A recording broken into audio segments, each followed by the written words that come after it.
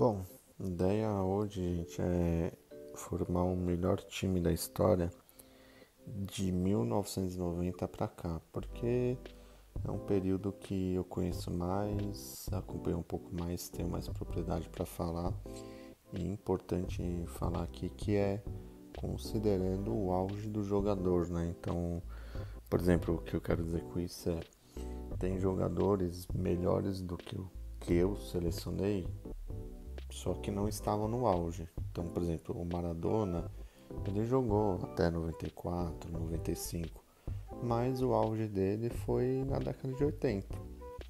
Assim como o zagueiro italiano Baresi, né, que putz, é um dos melhores zagueiros de todos os tempos. Ele chegou a jogar a Copa de 94 contra o Brasil na final, enfim, mas o auge dele foi na década de 90, né? Enfim, essa é a premissa do vídeo. Dê uma olhada aí no time que eu pensei, vejam se concordam, critiquem aí nos comentários, façam suas escalações, enfim, já curte aí o vídeo para ajudar. E vamos lá, né? Para começar, goleiro, pessoal, não seria nenhum absurdo falar que é o melhor goleiro da história, independente desse recorte aí de 1990 para cá. Eu tô falando do alemão, né, Manuel Neuer aí. A gente traz um pouco do currículo, né? Duas vezes melhor goleiro do mundo, tem uma Copa do Mundo, tem uma Champions League, desculpa, tem duas Champions League, né? Pelo Bayern. Uma delas atuou muito bem, uma parede. E essa Copa aí que ele ganhou, ele foi peça fundamental, né? O Neuer, ele tem muita defesa milagrosa, né? A gente põe um vídeo no YouTube dele, tem muita defesa plástica, muito milagre, mas também ele revolucionou a posição porque ele começou a jogar uma espécie de líbero ali, né? Então, tanto no Bayern quanto na Alemanha, desde o tempo do Schalke 04 também, quando a zaga recebe um passe longo nas costas, né? Ele é muito rápido, ele consegue fazer a cobertura, então ele acaba chegando antes do atacante. Então isso facilita para jogar com uma linha alta o time da Alemanha, o time do Bayern, né? Claro que agora, né, 2023, já não tem o mesmo pique, a mesma arranque que tinha, mas ele no auge era um absurdo, né? Ele conseguia compor ali quase como um terceiro ou quarto zagueiro e te ajuda muito, né, na estratégia de jogo. Então, para mim, o Neuer ele é muito completo, ele revolucionou o jogo taticamente, tem que estar no time. Indo para a lateral direita, eu fiquei com dúvida em três jogadores: no Cafu, no Philipp Lahm na Alemanha e no Daniel Alves do Brasil também. Mas eu selecionei aqui que para mim tem o melhor currículo e é muito respeitado, né? Eu tô falando do Cafu. O Cafu ele tem simplesmente duas Copas do Mundo, né? 94 e 2002. Em 2002 ele atuou como capitão. Duas Copas América e uma Champions League, né? O Cafu ele jogou bem em todos os times e na seleção. Isso é muito relevante.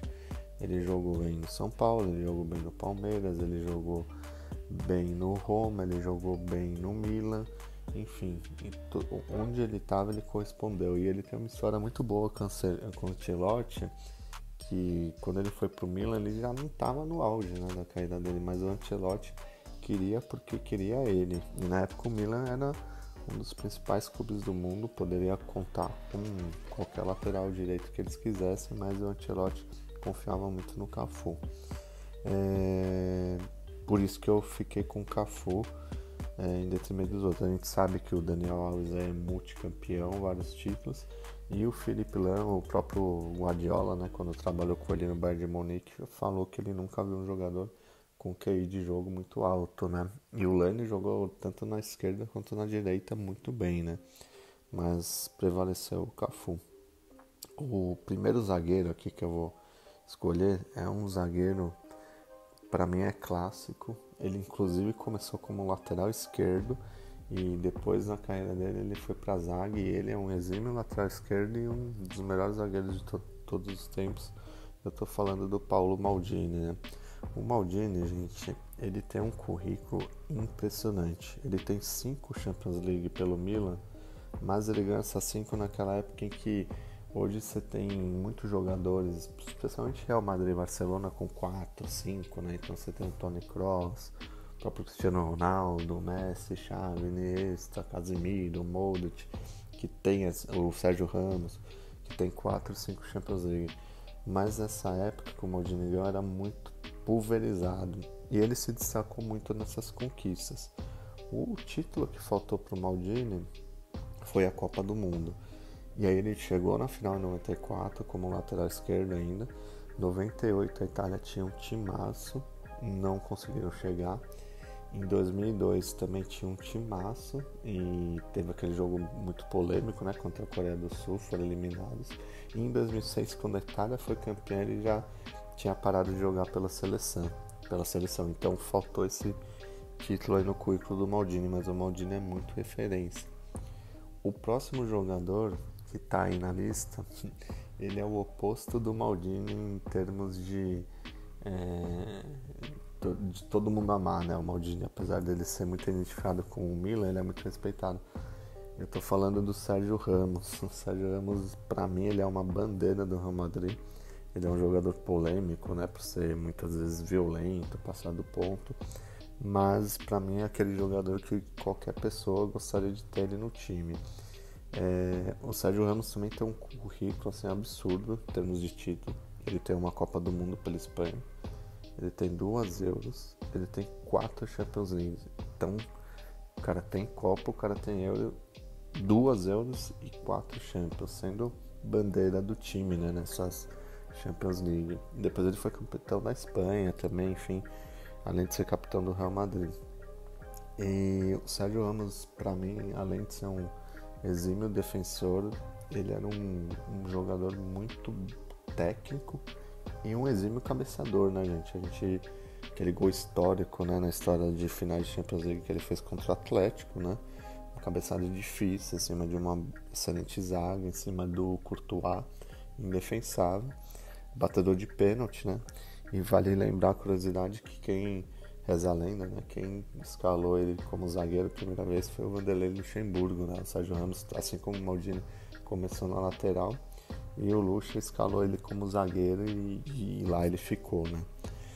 Indo para a lateral esquerda, aqui eu também fiquei em dúvida em 2 jogadores, que eu tô falando do Roberto Carlos e o Marcelo, mas para mim o Roberto Carlos ele é lendário, ele é um jogador lendário assim.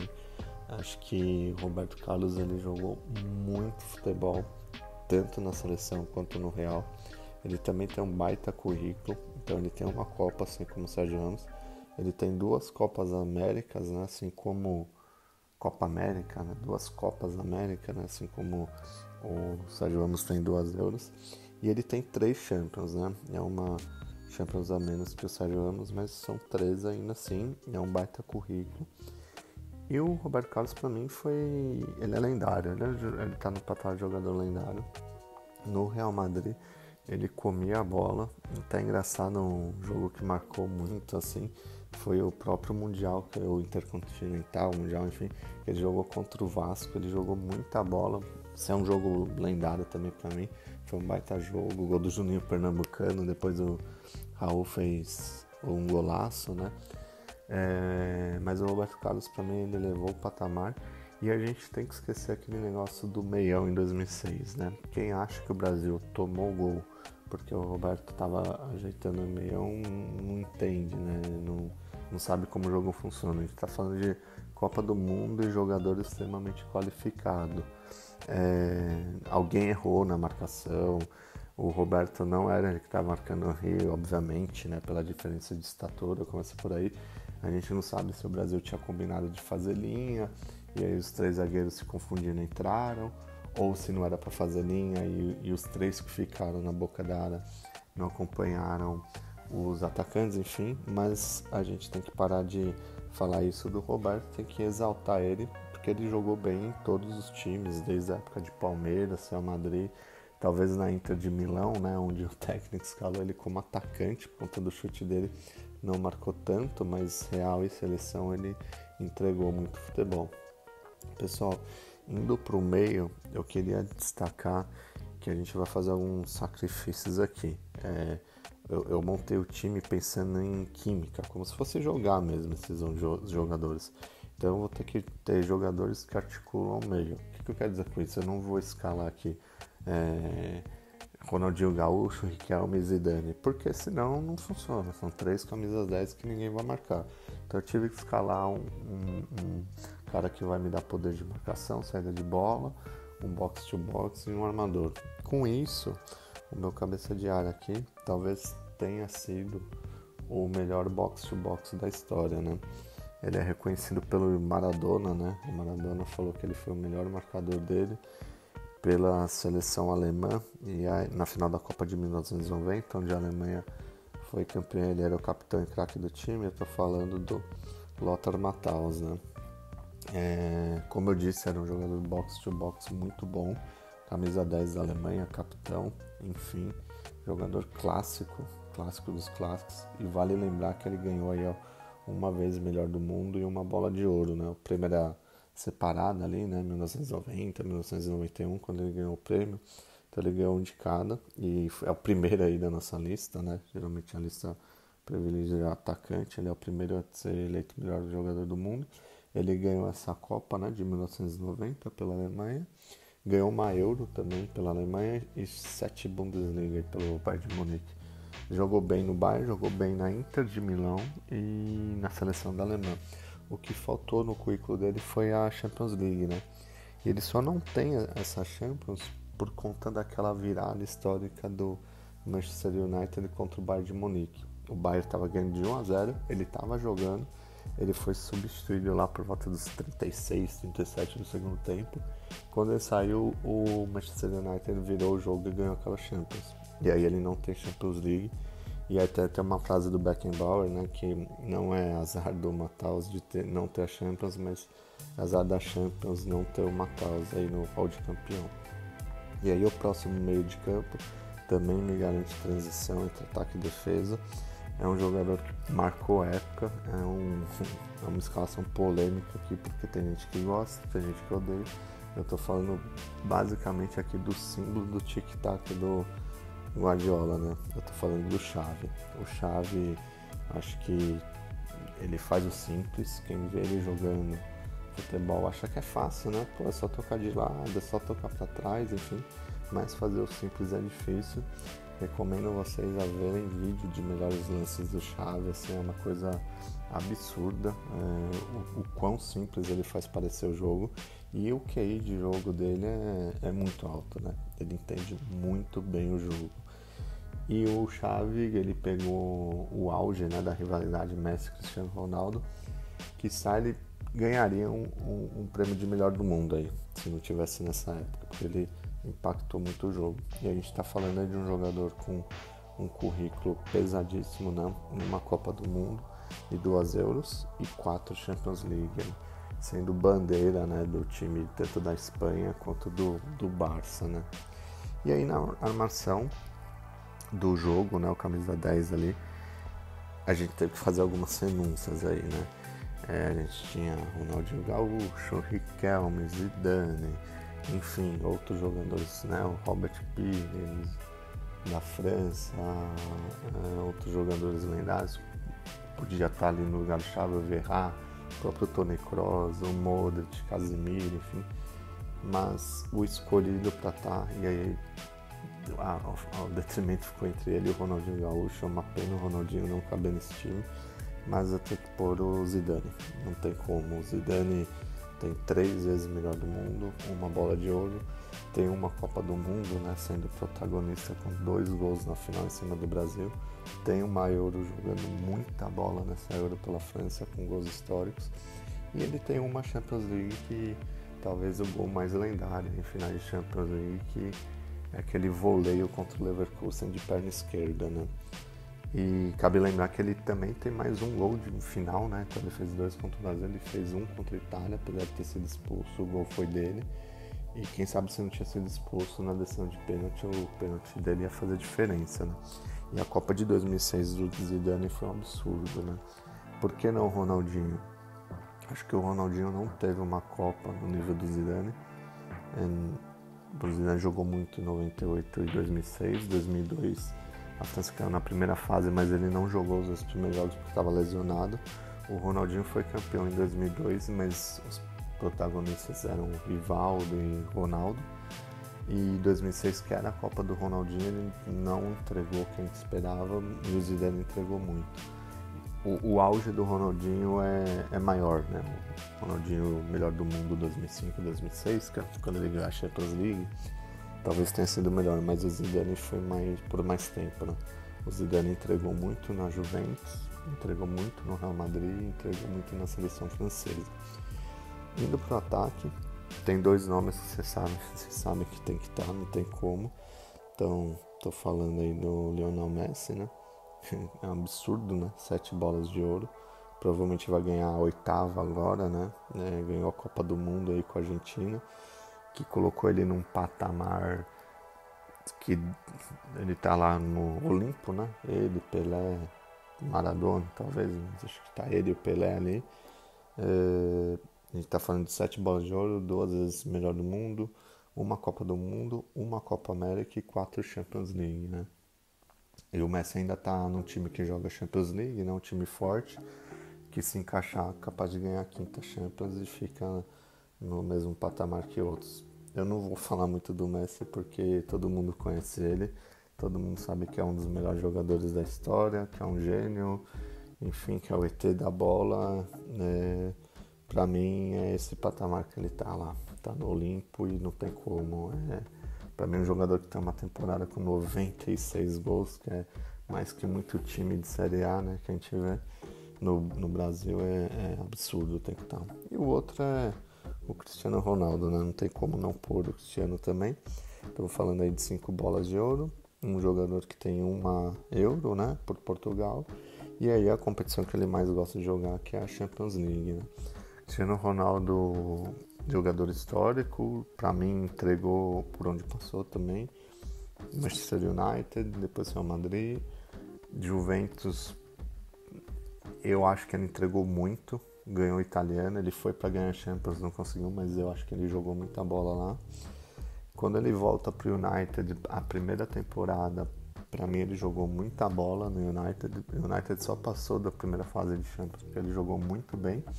E aí na segunda teve a saída conturbada, foi reserva na Copa, enfim, a gente já tá falando de um atleta aí com 38 anos, enfim, e tá tendo fim de carreira aí no Al Nassr, né?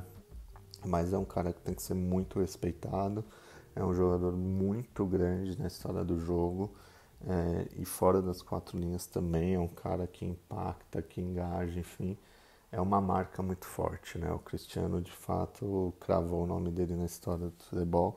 É o maior artilheiro do Real Madrid, é o maior artilheiro da UEFA Champions League, é o maior artilheiro de Portugal, enfim, é uma bandeira.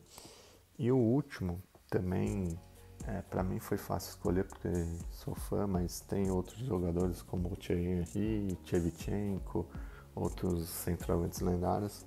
Mas pra mim não tem, o Romário, né? Obviamente o Romário. Pra mim não tem como não ser o Ronaldo Fenômeno. Ronaldo Fenômeno só não tá com esse número aí de bola de ouro, ou melhor do mundo, que o Messi e o Cristiano, porque ele estourou o joelho, né, gente? Essa é a verdade. Se ele não tivesse lesionado o joelho, ele teria 5 bolas de ouro, talvez. Ele e o Zidane seria a rivalidade lá, né?